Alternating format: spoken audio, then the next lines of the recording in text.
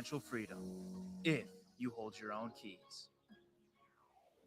Take full control with the new Blockstream Jade Plus, the leading hardware wallet solution for investors seeking secure access to Bitcoin capital markets. Visit store.blockstream.com today to order. Welcome back to Bitcoin Capital, coming to you from Plan B in El Salvador. I'm very happy to have with us Sean Bill, the new CIO at Blockstream, responsible for Blockstream asset management.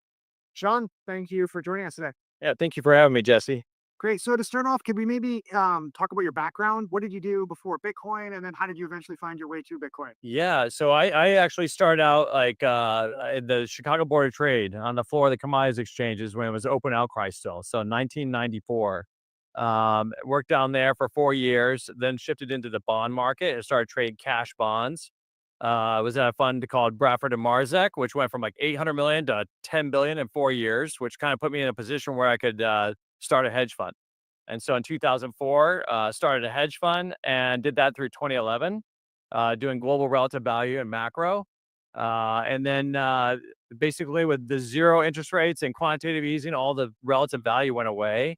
So my wife and I decided to return back to the Bay Area. We were living down in Southern California before that. And very kind of randomly, I ran into a friend of mine who became the mayor of San Jose.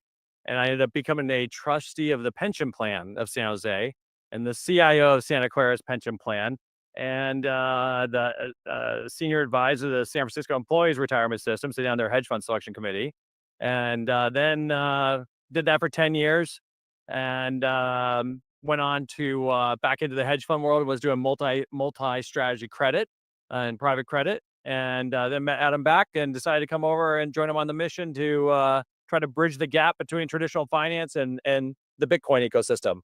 Yeah, it's pretty interesting. I think if you look over the last 10 years, it's been like a Venn diagram that's split wide apart. There hasn't been that much interaction between the two circles. But I think the big trend now, especially with the ETF last year, is that we're seeing those circles kind of start to overlap more. Absolutely. People looking to want to go back and forth. Yes.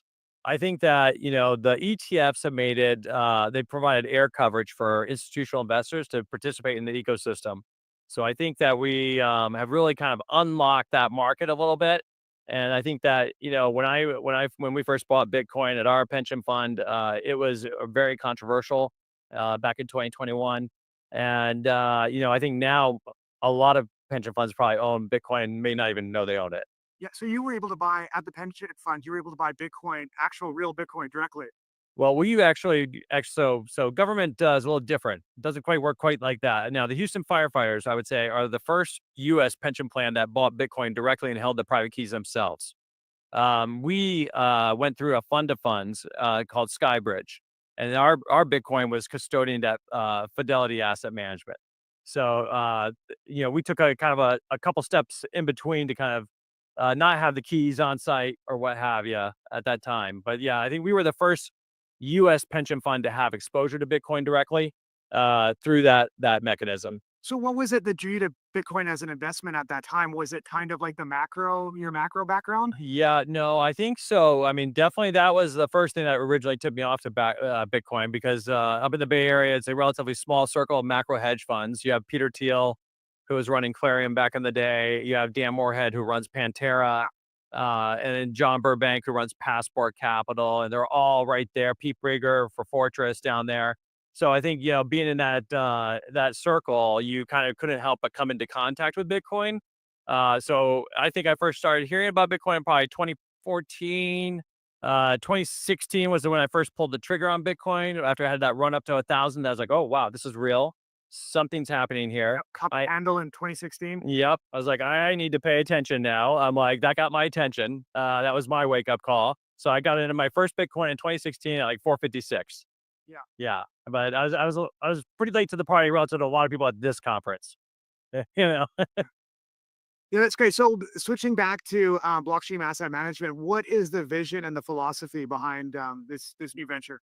Yeah, so I think what we're trying to do at Blockstream Asset Management is we're trying to help facilitate bridging the two worlds, traditional finance with Bitcoin and blockchain technology.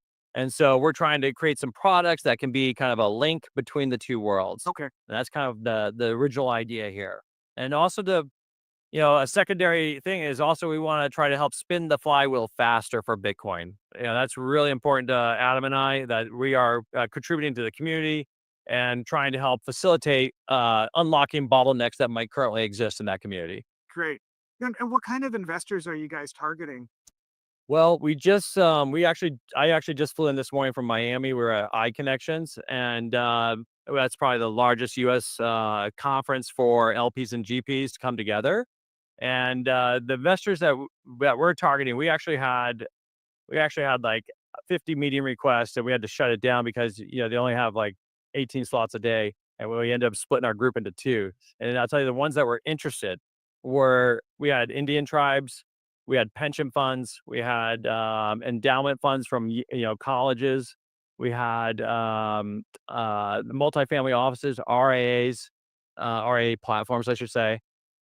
We had a single family offices from all over the world. So we had a really wide mix of folks that were stopping by that wanted to learn more about what we're trying to do. And this is more than people just looking for Bitcoin exposure, right? They can get that pretty easily. So what are the kind of strategies that you guys are running now? Yeah.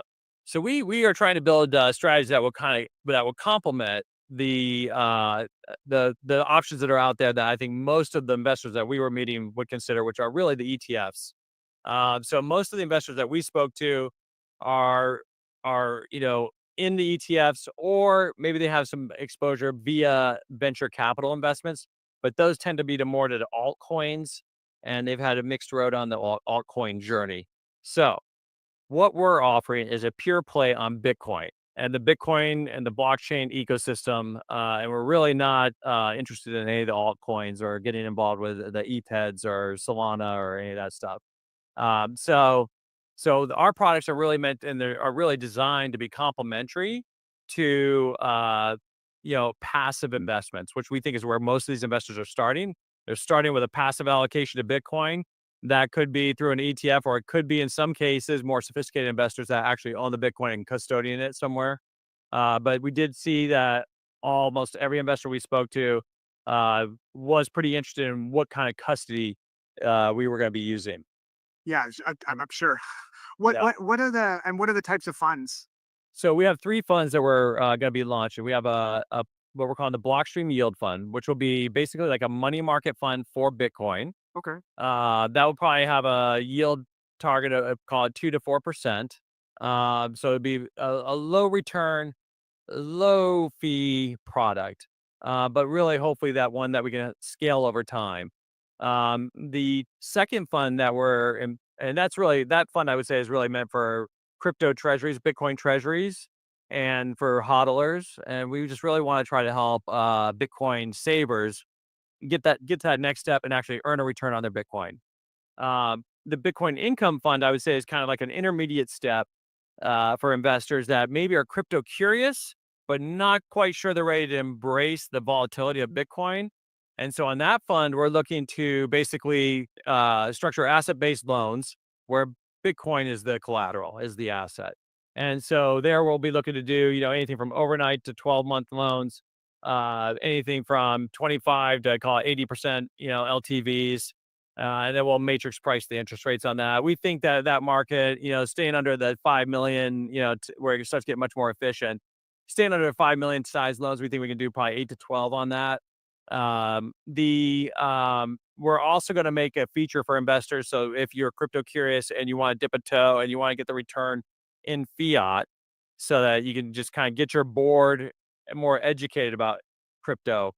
But let's say after 6 months, a year, they're like, hey, this is kind of interesting. We're going to let them toggle and select to receive the interest in Bitcoin. And so they can start dollar cost averaging slowly into Bitcoin. And so we think that'll be a great way to try to bring in investors that maybe aren't quite there yet. And So what are the details kind of behind those loans? Are you doing bespoke structured loans with individual counterparties, or are you on trading platforms like HODL HODL or Debify, or peer-to-peer on lending on Bitfinex? Yep. Yep. So we are running right now peer-to-peer on Bitfinex, actually, for proprietary accounts internally. So we've already got this kind of sandboxing. And we will plan to make that a big part of the program. We're super supportive of the Bitfinex ecosystem. We think you guys are amazing. We also want to try to help support those platforms that you mentioned, like Hodl Hodl, like Debify, like Unchained Capital in the US, right? We want to try to help those platforms grow and expand their market. So we'll be doing that as well. We'll also be doing one-off custom loans using our multi-sig technology and using the Blockstream technology to support that to make loans to crypto treasuries. So there's a lot of Bitcoin treasuries startups that were funded with Bitcoin at 17, 20,000, 30,000 that now have, they're originally funded for 18 to 36 months of runway, and now they've got 5 to 7 years or 10 years of runway. And rather than selling Bitcoin, they're like, hey, let's borrow it. And we want to help them do that. So that's another one of our initiatives. We're working closely with some of our peers in the space to try to help them, facilitate that with startups they're funding. And we're really excited about that because we think that's like a very unique sourcing mechanism for us versus any other players in the space. What are the and so these are kind of the funds and strategies that you were talking to these investors about in Miami? That's right. What kind of questions did you get from them? I'm curious.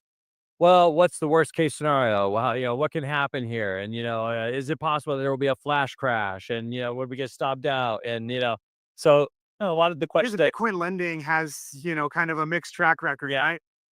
yeah. And so we do think it's very important. I mean, I was a CIO of the Santa Clara VTA. We had $3.5 billion, and, we're a manager of managers, right? So you have to do the due diligence. You have to go in it. If we're going to lend to a platform, like let's say a Hodl Hodl or an Unchained or Debify, one of these really entrepreneurial great platforms.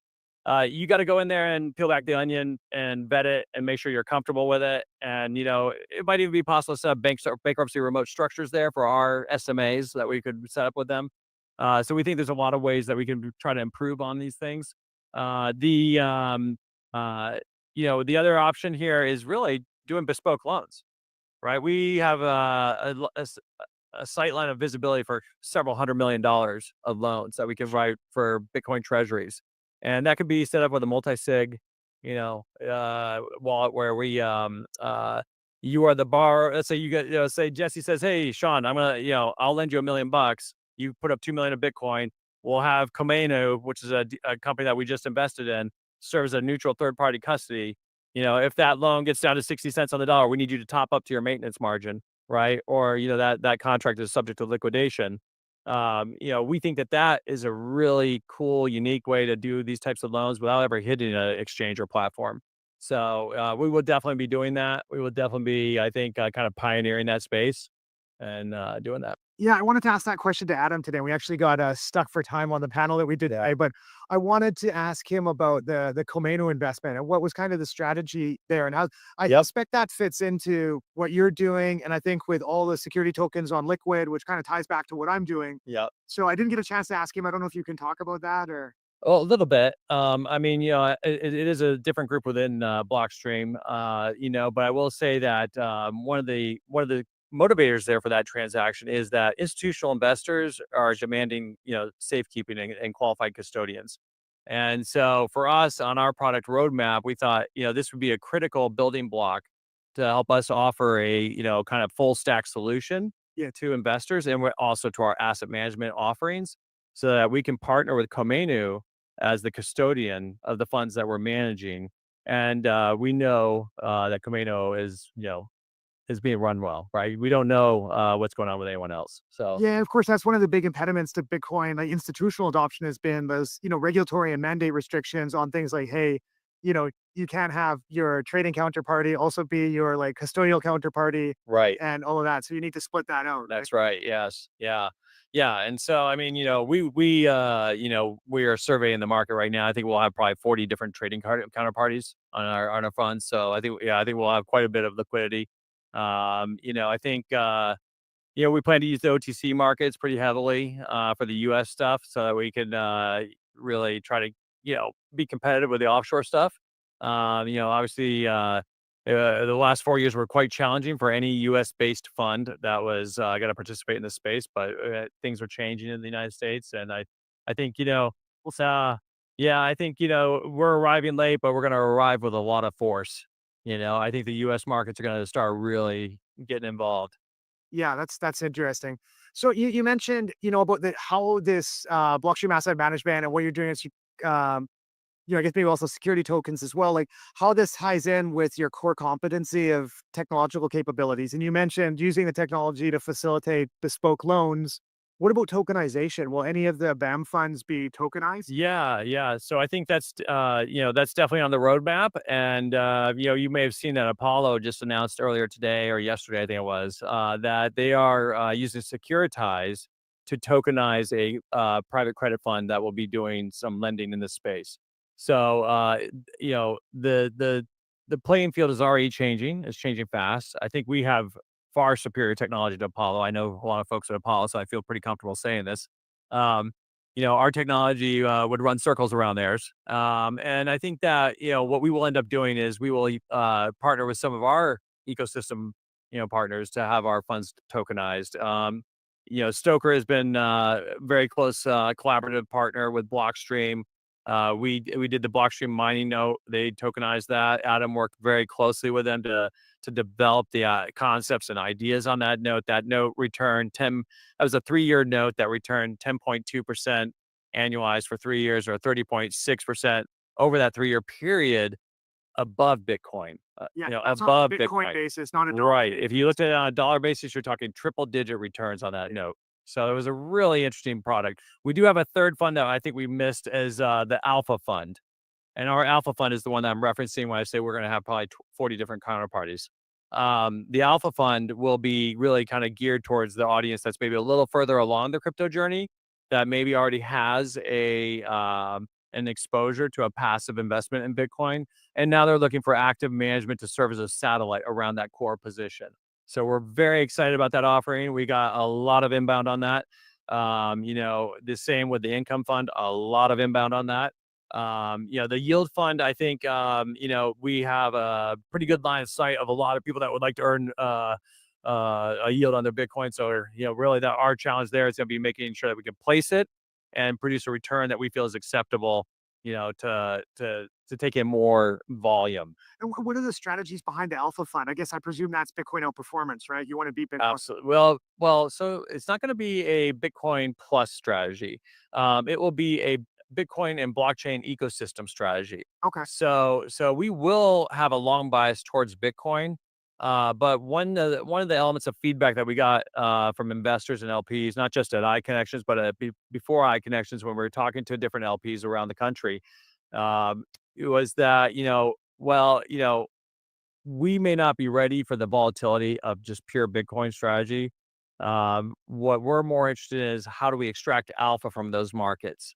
And so we're looking at that as, if you just want beta, you're going to do it with a futures contract. You're going to do it with an ETF. And if you want us to do it for you, we can do it. It's a very simple thing to, set up.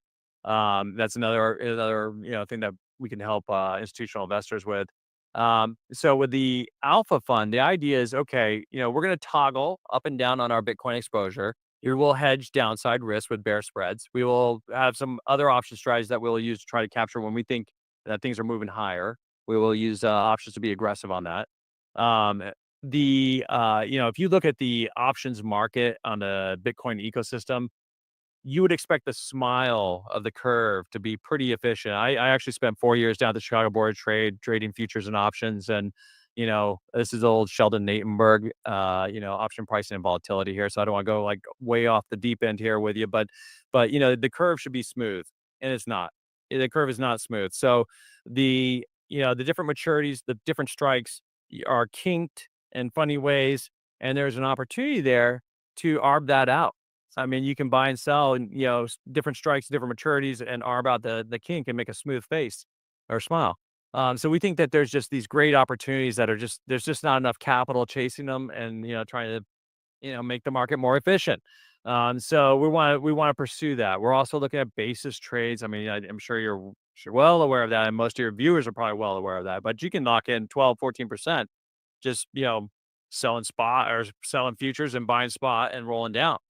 Why wouldn't you do that all day long? If you got there's no free lunch in economics, right? But if somebody's offering you 12, 14 risk free, you should be doing that, and you should eat heartily. So So that's another one. I mean, we think there's still, opportunities to arbitrage between exchanges. We think there's opportunities to, for high frequency trading. Now, some of these areas, we will not build that internally. Like, for example, with high frequency trading, I don't think that would make sense for us, but we will partner with other entities that will, do an SMA with. And what's the timeline for the launch of Uh, on these products? Separately managed account for viewers. Um, so we are in process right now of launching, and we will expect to be taking in outside capital in the end of the first quarter. Okay, okay, Yeah. great. And between the variety of funds that you have offered, what is kind of like the view for synergies between the funds? How do you see them complementing each other? Yeah. So that's a great question. I think, when we stepped back and we were kind of looking at road mapping out Blockstream Asset Management, we kind of thought, okay, you kind of have certain core buckets. You got your exchanges, right? And our alpha fund is going to be very focused on the exchanges and payments area to see where we can arb out. Um, you have borrowing, right? That's our income fund. Yeah. You have lending. That's our yield fund. Our Bitcoin money market fund, right? And then you have kind of store of value, right? So we will offer institutional customers that have 50 million or more that they're willing to put to work. We will also help them with custody and Bitcoin via Komenu. So, we want to be a one-stop shop for institutional investors that want to be able to come into the Bitcoin ecosystem. And, we want to make sure that we're providing an institutional grade infrastructure, right? So I managed public pension plan assets for 10 years. There's really no higher standard than that, to be very candid. You have to dot the I's, check across the T's, or you will be tarred and feathered in the newspaper. And rightly so. Yeah. Yeah. So I think, that's what we're really trying to build. We want to build a battleship in the Bitcoin ecosystem. That's all we're doing. We're not going into altcoins. We're not, participating outside of that ecosystem. Yeah. All right. Last question. How do you think this new product offering is going to impact markets in general and Bitcoin adoption? Well, I think it's gonna, in a perfect world, I think this could scale to tens of billions of dollars over time across these funds, and frankly, it might even be bigger than that. So look out, BlackRock. Um, Shots fired. yeah, BlackRock is great for passive, but if you want active management, you should talk to us. As a Another bitter active guy. Yeah, yeah, yeah. But so I do think, like, these strategies can scale. There's a lot of inefficiency in this market. Yeah. So I think that we have a lot of runway. And then I think that, to the second part of the question, which was, um, what was your second Yeah, I part? think the first part is like, how can these strategies drive Bitcoin adoption? And the second Oh, part is like the other way around. How do you impact traditional capital markets? So I What think do you, that I kind of answered it in reverse. So I think and we are impacting through hopefully making the markets more efficient and better pricing for all of our ecosystem participants. That's really the goal. Spin the flywheel faster. Eventually, we put ourselves out of a job, right? And we become the passive guys, which would really be a bummer because then your fees go to through the floor. But on the other side, adoption. So institutional investors, I can tell you firsthand, having talked to 100 of them over the last week, that institutions are looking for an institutional quality solution. What's available right now is, it is mixed product where you're getting Bitcoin plus something else. In fact, some of our competitors, who I shall relieve nameless because I don't want to make too many enemies on this podcast, um, are now actually striking out and saying in their marketing literature that they are not trading tokens, right? So clearly they got burned and they got pushback from investors, and they're actually having to point it out that they're not going to make that mistake a second time. So I think that in our case, we're like, hey, we are, Bitcoin maxis. We believe that everyone should have it, get off zero, as Pomp likes to say. Anthony Papadano, we had him at one of our board meetings, and he said the first thing is to get off zero, and that's right. I think we want to make sure that we're providing a institutional quality product that investors can sleep well at night, knowing that the oldest OG in the game, Adam Back and Sean Bill, seasoned CIO, named to the top 100 CIOs in the world, um, are working together to bring you a product that's going to outperform and it's going to give you uncorrelated returns. And that's really our mission. And so I think that's how we're going to bring institutional adoption into this market. All right, good stuff. If people want to find more information about what you're doing with Blockstream Asset Management, where can they go? Blockstream, you can go to look at our website at Blockstream and click on the asset management page, which will become available as soon as our SEC registrations are approved. Sounds good. All right. Thanks to you for the interview. Thanks.